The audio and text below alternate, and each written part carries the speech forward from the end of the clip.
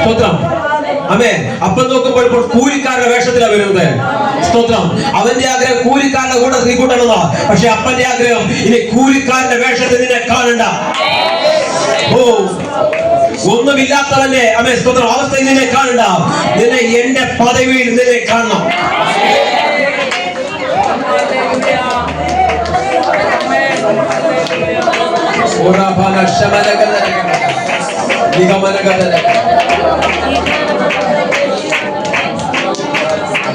അടുത്തതായിട്ട് അപ്പം പറയുക, അവന്റെ കൈക്ക് ഒരു മോതിരം ഇടണം അല്ലെ. സ്തോത്രം. ഒരു മോതിരം കൊണ്ടിടാൻ പറഞ്ഞു. സ്തോത്രം. സ്തോത്രം. ഈ മോതിരം എന്ന് പറയുന്നത് ആ സൺഷിപ്പിനെ കാണിക്കുന്നത്, ആ പുത്രത്വത്തിന്റെ അധികാരത്തെ കാണിക്കുന്നത്. സ്തോത്രം. ഹല്ലേലൂയ. ഈ അപ്പന്റെ മകനാണ് ഇവൻ. ഈ മോതിരം ഇട്ട് അവൻ എന്നാ എഴുതിയാലും എന്ത് ചെയ്യാ, അപ്പൻ ചെയ്യുന്നത് പോലെ തന്നെയാ. ആമേൻ. ഇത് അധികാരത്തിന്റെ ഒരു മുദ്രയാണ്. ആമേൻ. അധികാരത്തിന്റെ ഒരു സീലാണ് അവന്റെ കയ്യിൽ കിടക്കുന്ന മോതിരം. ഇവന്റെ കയ്യിൽ കിടക്കുന്ന മോതിരം കണ്ട അറിയാം ഇവൻ ദാസനല്ല, ഇവനൊരു അധികാരിയാണ്.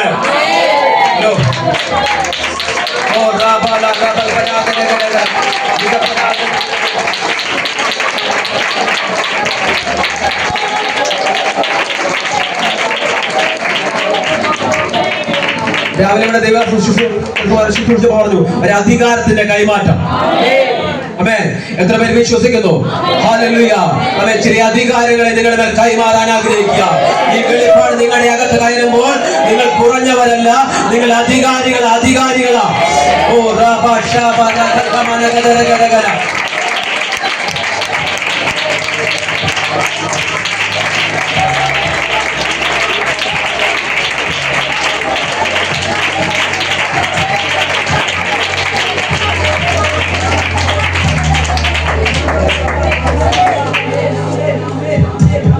അപ്പൻ ഒരു 10 ദിവസം വെയിറ്റ് ചെയ്തില്ല മകൻ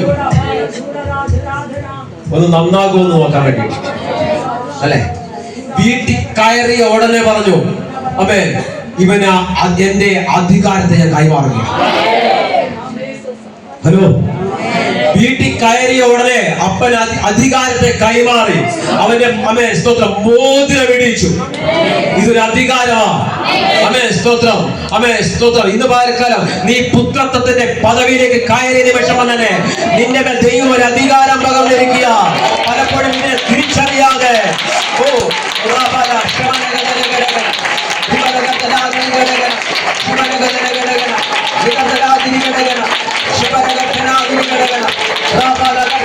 ജില്ലയുടെ മേലേക്ക് ഈ അധികാരങ്ങൾ കൈമാറ്റം ചെയ്യുക.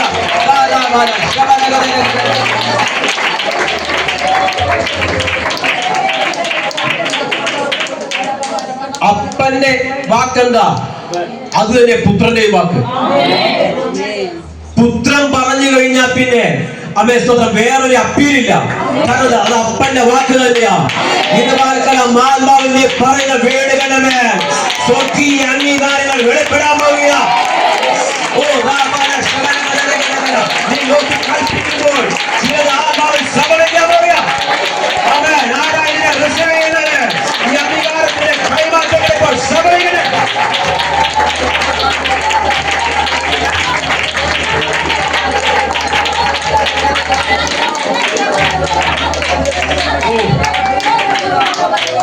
യേശു പറഞ്ഞു, പാമ്പുകളെയും തേളുകളെയും ശത്രുവിന്റെ സകലബലത്തെ ചവിട്ടാൻ ഞാൻ നിങ്ങൾക്ക് അധികാരം തരിക. ഒന്നും നിങ്ങൾക്ക് ഒരിക്കലും ദോഷം തരത്തില്ല. അവൻ പിശാചിനുള്ള സകല അധികാരത്തെ ചവിട്ടുവാൻ ഞാൻ നിങ്ങളുടെ മേൽ അധികാരം തരിക. നിങ്ങൾക്കെതിരെ ദോഷം ചെയ്യാൻ ആർക്കും കഴിയുന്നില്ല. കാരണം നിങ്ങൾ പുത്രത്വത്തിന്റെ ഫലമില്ല.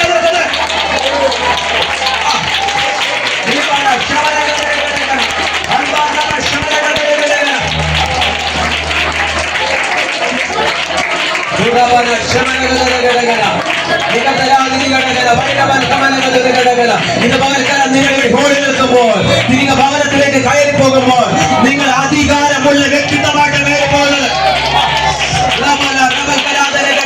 നീ പറയുന്നത് നിന്റെ കുടുംബത്തിലേക്ക് സംഭവിക്കും. നീ പറയുന്നത് നിന്റെ സഭയെ സംഭവിക്കും. നീ പറയുന്നത് നിന്റെ ദേശത്ത് സംഭവിക്കും. നീ പറയുന്നത് നിന്റെ ആലയത്തിലേക്ക് സംഭവിക്കും.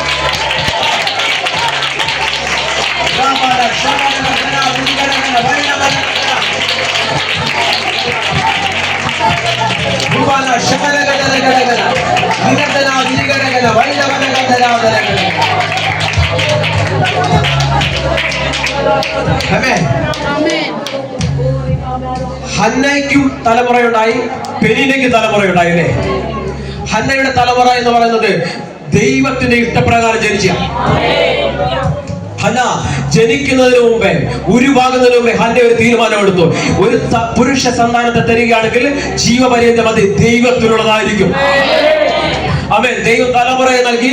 അവൻ ആലയത്തിൽ അവൻ ഏലി പുരോഹിതന്റെ അടുക്കൽ കൊണ്ടുപോയിട്ട് പറഞ്ഞു, ഞാൻ ദൈവത്തോട് ചോദിച്ചു മേടിച്ചതാ, ഞാൻ പറഞ്ഞതുപോലെ ഇതാ ദൈവത്തിന് ജീവപര്യന്തം ഏൽപ്പിക്കും. ആമേൻ. ആ തലമുറയുടെ ശബ്ദം ആ ദേശത്ത് മുഴങ്ങുന്നത്, ആ തലമുറ പറയുന്നത് പോലെ ദേശത്തിൽ സംഭവിക്കുന്നത്. സ്തോത്രം. പക്ഷെ പെനീനയുടെ മക്കൾ പോലെയല്ല, ഹന്നയുടെ മക്കൾ. അവൻ ദൈവ ശബ്ദം കേട്ട് അവൻ പറയുന്നത്. അവൻ പട്ടണത്തിലേക്ക് ചെല്ലുമ്പോൾ പട്ടണത്തിലെ മൂപ്പന്മാർ ഓട്ടോമാറ്റിക്കായി എഴുന്നേൽക്കും. കാരണം ചോദിക്കും, നിന്റെ വരവ് ശുഭമാണോ എന്ന് ചോദിക്കും. കാരണം എന്താ? ദേശത്തിനറിയാം ഇവന്റെ മേൽ ഒരു അധികാരം കിടക്കുന്നുണ്ട്. ശമൂവേൽ പറഞ്ഞാൽ ദേശത്തിൽ സംഭവിക്കും. ദൈവത്തിന്റെ അധികാരം പ്രാപിച്ചു പോകുന്നത് നീ പറയുന്നത് ദേശത്തിൽ സംഭവിക്കുന്നത്. അങ്ങനെ പ്രവാചക അഭിഷേകത്തിന് ശക്തിവാക്കണം. യേശുവിന്റെ നാമത്തിൽ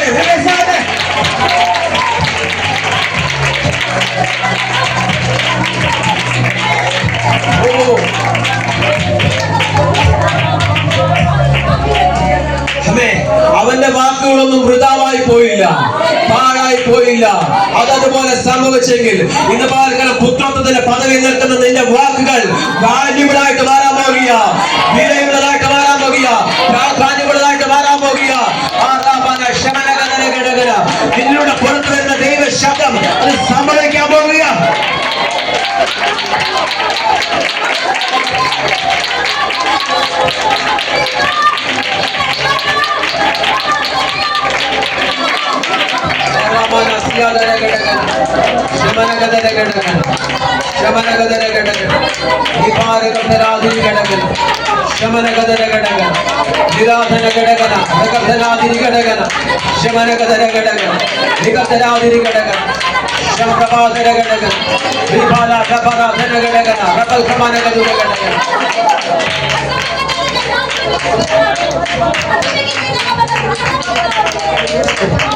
ഇതുപോലെ തലമുറകളെ ദൈവകരങ്ങളിലേക്ക് ഏൽപ്പിച്ചു കൊടുക്കും.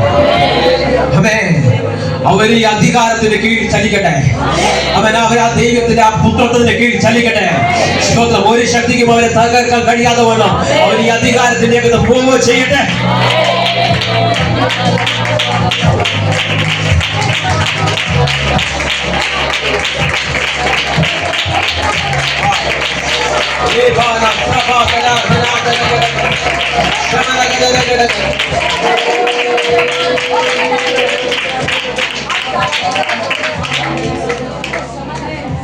എടോ, ദൈവത്തിൽ നിന്ന് പ്രാപിച്ചതിനെ ദൈവത്തിന് കൈമാറി കഴിഞ്ഞു കഴിഞ്ഞപ്പോ ആ തലമുറ വരുമ്പോ പട്ടണത്തിലെ മൂപ്പന്മാർ എഴുന്നേൽക്കും. അവർക്കറിയാം ശമൂവേൽ വല്ലതും പറഞ്ഞാൽ അതതുപോലെ സംഭവിക്കും. ആമേൻ. സ്തോത്രം. ഇപ്പൊ ഈ ശമൂവേലിന്റെ പേരിലാണ് ഇപ്പൊ ഈ കുടുംബം അറിയപ്പെടുന്നത്. ആമേൻ. സ്തോത്രം. ഇതുകാലം തലമുറകളെ അങ്ങനെ പരിശുദ്ധമാവും ചേഞ്ചാക്കാൻ പോകും. പ്രാർത്ഥിച്ചാട്ടെ, പ്രാർത്ഥിച്ചാട്ടെ.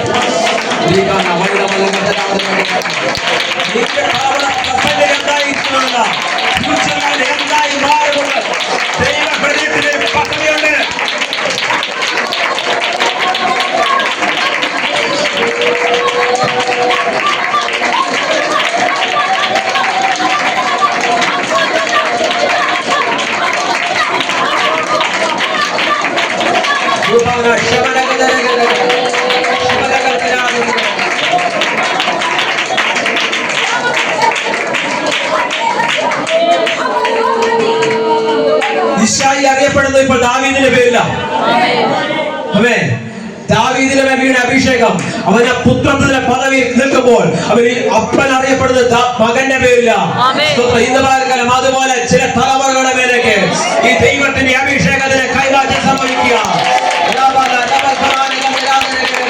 അവർ അരഞ്ഞു നടക്കേണ്ടി വരത്തില്ല. അവരുടെ ലൈഫ് പാഴായി പോകുന്നില്ല.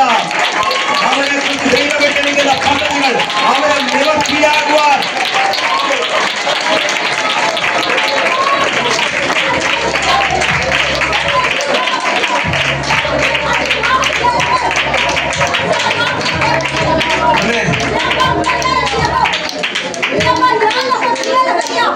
ലോകം എന്ത് പറഞ്ഞെന്നല്ല, ബന്ധുക്കൾ എന്ത് പറഞ്ഞെന്നല്ല, അമേൻ അമേൻ, പഠിക്കുന്ന സ്ഥാപനത്തിലെ അധ്യാപകൻ എന്ന് പറഞ്ഞെന്നല്ല, ദൈവം എന്ന് പറഞ്ഞു അത് സംഭവിക്കാൻ പോവുക.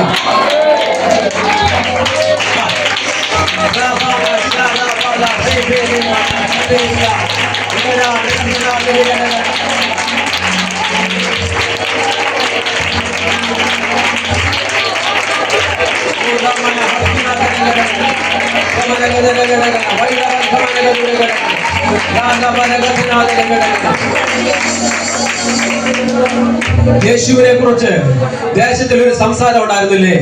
അപ്പൊ ഇവൻ തച്ചന്റെ മകനാണെന്ന്. എന്നാൽ യോഹന്നാന്റെ കൈകീഴെ യോർദാനിൽ സ്നാനം അവൻ ഏറ്റുകൊടുന്നെ സ്വർഗം തുറന്ന് പരിശുദ്ധം പ്രാവുന്ന പോലെ ഇറങ്ങി വന്നിട്ട് പറയുന്നുണ്ട്, ഇവൻ എന്റെ പ്രിയപുത്രനാ. ആമേൻ. ഇവൻ അവൻ യോസഫിന്റെ മകനല്ല, മറിയയുടെ മകനല്ല, എന്റെ പ്രിയ പുത്രനാ. ഇവനെ ഞാൻ പ്രസാദിച്ചിരിക്കുന്നു. സ്വർഗത്തിന്റെ അംഗീകാരങ്ങൾ